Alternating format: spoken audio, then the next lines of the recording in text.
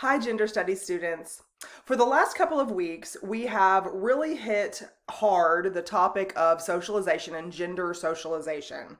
We've looked at several different components of socialization, like language learning and language use and what symbols are, but also specific examples like marketing for girls' clothing and things that preparing or teaching, socializing, if you will, girls to grow up to be super shoppers or guys to be tough, sportsy kind of people who use that as some kind of commonality that we have among us in society.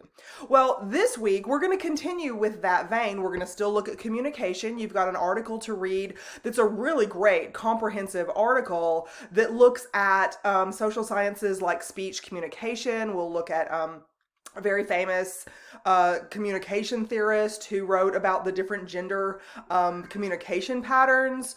We will look at also, I'm sorry, my cat is trying to bite me here. He's up on the chair trying to bite me. Anyway, no, Pudgy. No. Okay, go lay down. Just a second, let me stop this and come back. Okay, sorry. Thank you for pausing with me momentarily while I put the cat out. He was nice and curled up and asleep when I started this, but I guess I waved my hands too much for him to resist. He was over here batting at him and trying to get me to wrestle with him. So we'll have to do that after class. Anyway, so in this week we're going to continue looking at additional methods of socialization and communication practices. But since gender studies is a humanity in general, we're not just going to limit ourselves to try to understand components of gender on the social science side. We are going to look a little bit at some of the research that's been done about the different brain waves, the different zones of our brain that process information differently. There's spatial places in your brain and language centers in your brain. And all of us, males and females and intersex individuals, all of us have those regions. However, brain scientists, neuroscientists, and biologists study the way that our brains process. You know, they can put all those little hooks all over your head and look to see where your neurons are firing, so they know how and where you're processing information as they send it to you. And so we're going to look at some of that information to try to see if there has been anything definitive in the line. When I say definitive, I mean, can somebody really answer whether nature versus nurture is more significant in the socialization process? And so we're going to still look at language, and we're going to still look at processing symbols and stuff like that and communication patterns. Like one of the articles that I was talking about when my cat attacked me. But anyway, we're also going to look at those brain waves and further investigate the socialization process, because there is a debate amongst psychologists who are on the biology side of psychology and the social science side of psychology, sociologists, evolutionary biologists. There are so many different science platforms and social science platforms that investigate this debate, nature versus nurture. Now, I am a social scientist. The majority of my course background is cultural anthropology, cultural geography, sociology, that kind of stuff, with a focus on gender and a focus on religion. I really focused on those kinds of things when I was doing my advanced research. However, in that anthropology background, we are required to have quite a lot of physical anthropology or biological anthropology that looks at the unique conditions of human anatomy and physiology and cognition and all those kinds of things, nutrition, all of those issues. And in those studies, since I was interested in gender, I looked a lot into the way that these brain studies have been conducted, what is being looked for, what is revealed by these studies. And there are a lot of scientists who are firmly planted in the ground that say we have different brains. Now, this goes back kind of to a binary issue. This goes back to perhaps a gender or even a secondary sex characteristic binary, perhaps, to say that we have different brain organizations, males and females and intersex individuals. As a matter of fact, one of the issues that scientists designate as an intersex condition is a brain wave brain organization pattern that is different than the biological primary and secondary sex characteristics that the organism has. So, for instance, in studies of sexuality, which we will be getting at after midterm, we will have a week or two where we look at sexual behavior and sexual orientation.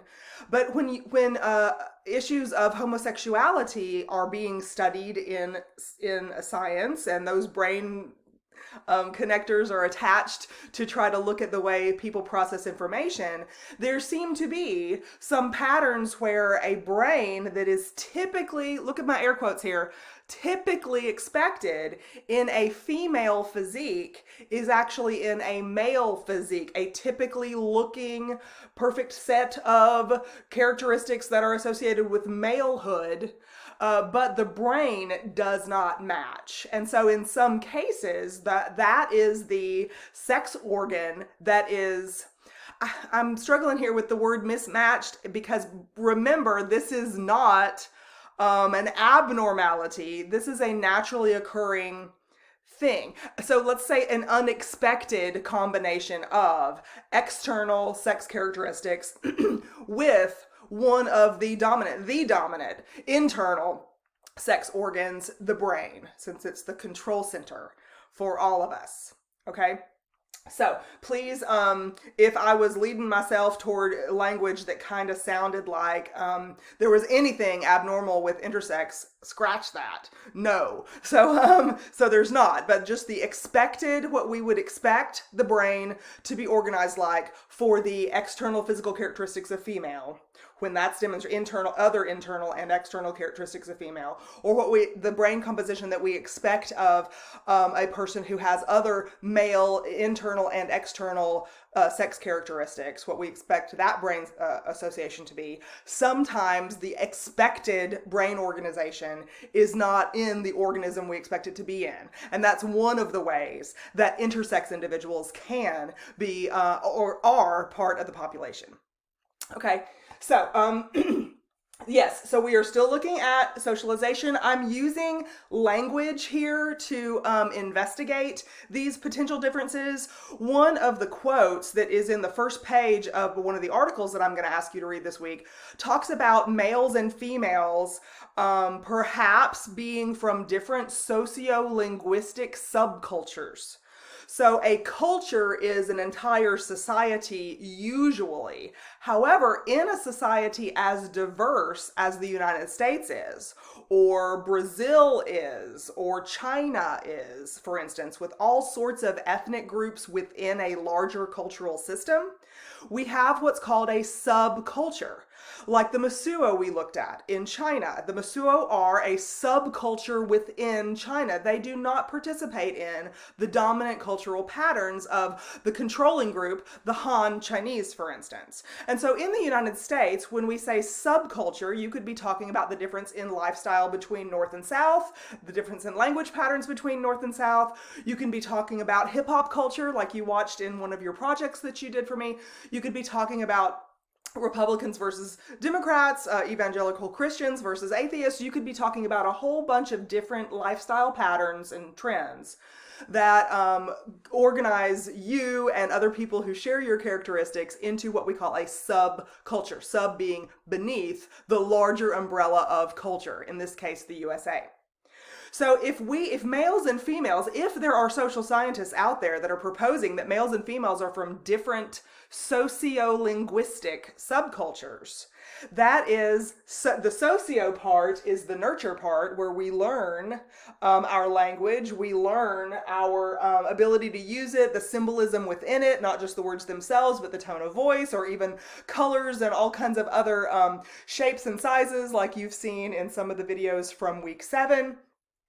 But Also, the brain function side or the nature side is a component of the why some people claim that there might be different sociolinguistic subcultures.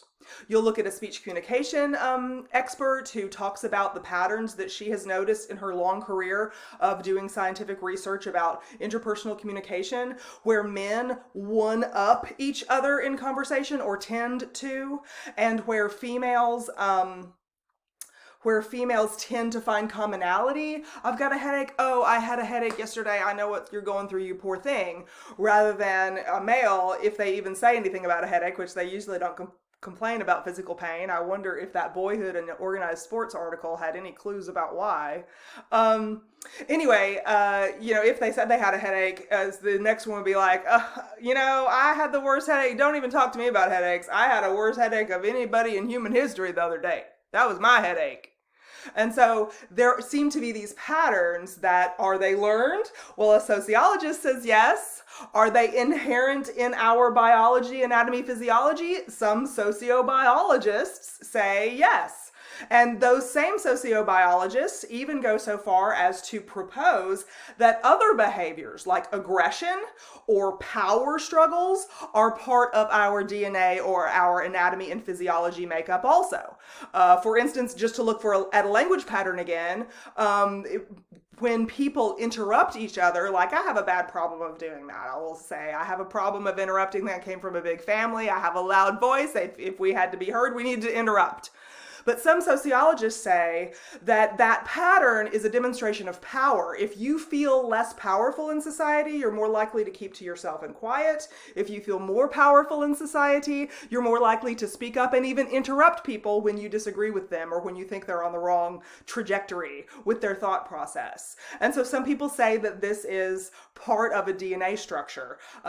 There is a famous biologist who I guess you could call a sociobiologist now, who proposed the theory that males rape females for some sort of biological inherent need to procreate and pass their genes onto the next generation. And so it's an evolutionary biology kind of explanation in that case. So we're going to look at some of the brain function kind of issues. There are so many to cover, as you can tell, but I'm going to focus mainly on language and communication and symbols, because again, next week in week 9, we're going to be looking at a documentary about, again, advertising, to kind of revisit some of the things from week 7, but instead of just girls in general, we're going to be looking at adults, males and females alike, asexual individuals, metrosexual individuals, hetero, homosexual, bisexual individuals in this documentary, where we're going to look at like images that are part of our just daily messaging that we get and internalize. Okay, so I'm sorry for my kitty cat interruption, and I will see you in the next video. Bye.